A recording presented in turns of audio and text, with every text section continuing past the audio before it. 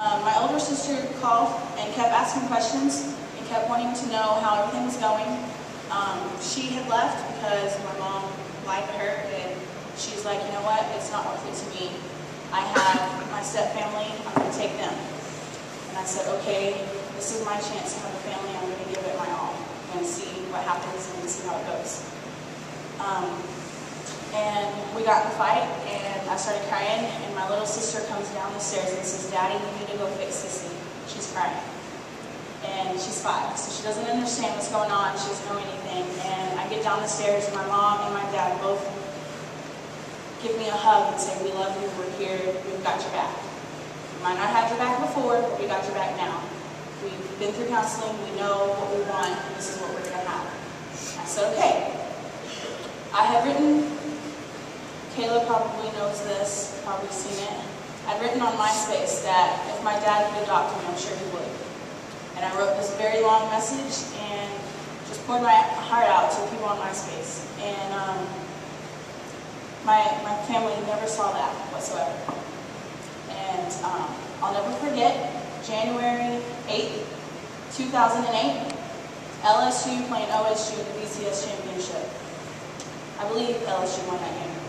At halftime, I'm sitting there, and I'd just gotten done taking a shower and getting ready for bed. My dad says, we need to talk. And I was like, oh no. I better go pack my bags and get on a plane and go home. Because before, when that was said to me, it was bad. He looked at me, he said, tomorrow, you need to call your school. Since I was in foster care, I get free tuition in college, and it's all paid for. He said, you need to call them and see about something. And I was like, okay. He goes, your mom and I have been talking, and we're pretty sure your mom's still on your birth certificate, but I am not.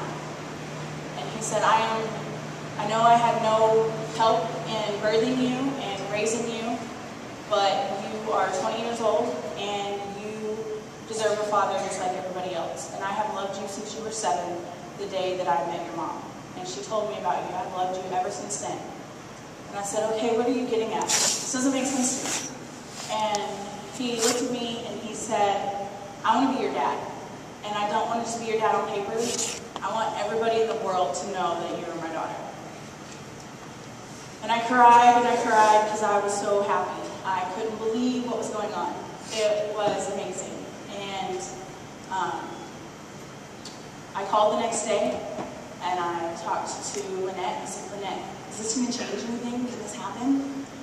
I was really scared. And she said, you know what? You've been in the system, you've been in school for 2 years. Getting a name change is just like you being married. What are they going to do? Tell you you can't have school? You're already in school. You're fine. No big deal. I said, okay. That sounds good. Got home. Waited for my dad to get home. It was raining. I'm standing outside. It's really cold. It's not like Texas rain. This is freezing. It's going to freeze and it's going to be snowy. And he said, he waited in his car because he could see how anticipated I was to talk to him. And he said, so what'd you find out today? I said, nothing. I didn't call. Trying to just joking with him, making him go through the same thing I had to go through for that 5 minutes he was in the car. He gets out and walk in the house. Bubba and sister go, did you tell him? Did you tell him we can be a family? Talk to your lawyer today because we need to get this show on the road. And February 22nd, 2008, I was adopted by Rick Heismann, and that's how I got my new last name, Janet Heismann. And this year will be 3 years ago. And I've never been so complete and so full. And I actually know what it's like to be loved by somebody and to have parents that I can call up and say, oh my goodness, this class is so hard, how am I going to get through it? Or, you know, just little stuff like that. I can talk to them about anything, and they might be in Ohio right now, but they're here with me today. They're in my heart, and they always will be. So with that being said, now that you know what I've overcome, I can stand here today and tell you that 4.5 years ago, I was told growing up in foster care that I would never amount to be anything. I would never make it in the world. I wouldn't even graduate college. Right here in my hand is my diploma that I received December 11th, 2010. It's been almost 2 months.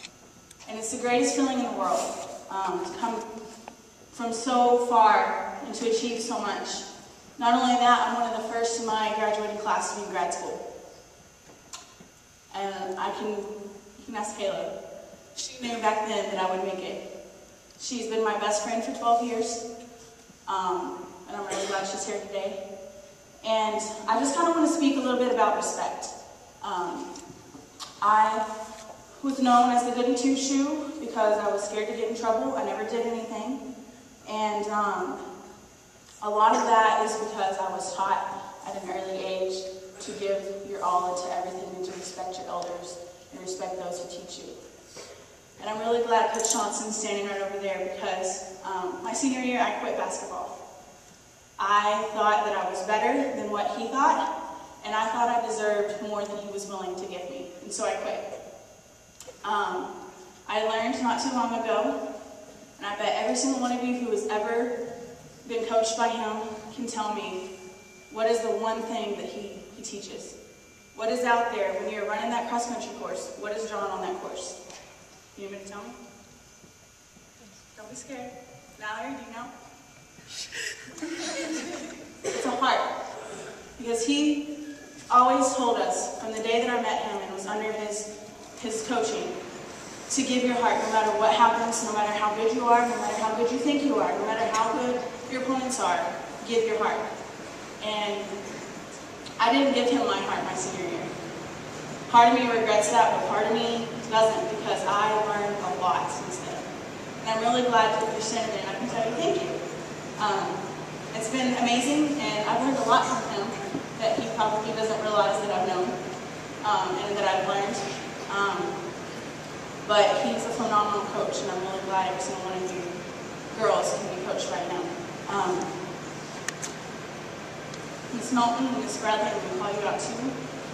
Y'all, Miss Knowlton, I don't know how she made it through her senior year in English class with me every day. I would come up to her and spend like 30 minutes talking to her about something. Whether it had to do with school, had to do with family, it didn't matter. She let me talk to her. I respected her, respected many of these teachers that are sitting down in the front row. Some of them I never had, I'm sorry. But we had to write a poem or a paper in her class. It was on Beowulf.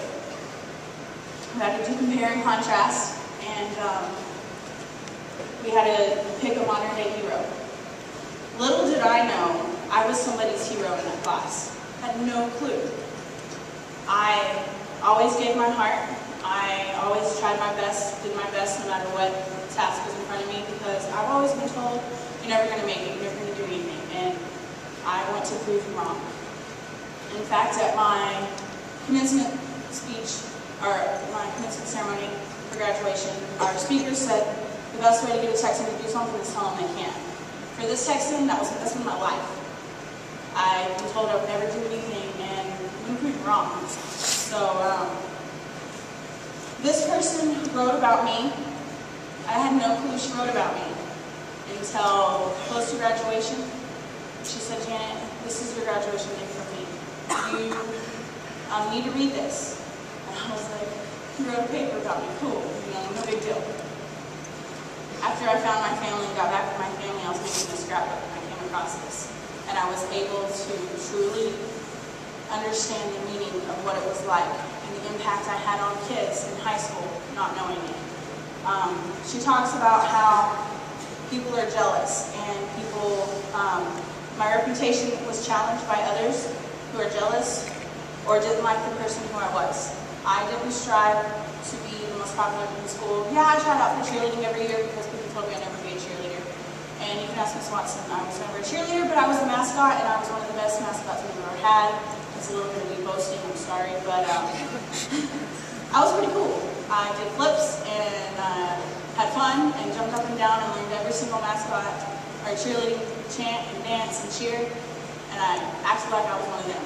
And it was goofy and crazy, but I loved it. I put my whole heart into it. And she also talked about how we were similar because we didn't use armor and weapons, like real armor and weapons. I didn't put on an act for the other girls. Everybody else, or guys, But some of the girls would put on an act and they would pretend to be somebody they weren't. And what she saw is what she got with me. I wear my emotions on my sleeve. Everybody can see my heart from the minute they see me till I go to sleep. That's just the person I am. It's who I've always been. And she also talked about that I don't use rumors, hatred towards others, or people to get what I want. That is so true. I don't hate my foster family that I lived with. A lot of stuff went down with them. Had to go to court, had to testify, and I was hurt my senior year. And then my freshman year of college, I probably should have pressed charges on this particular individual, but I didn't, because I was always taught growing up, and the Bible tells us that God doesn't give us one we can handle. And God gave me that, and I'm still standing here today. So obviously I'm able to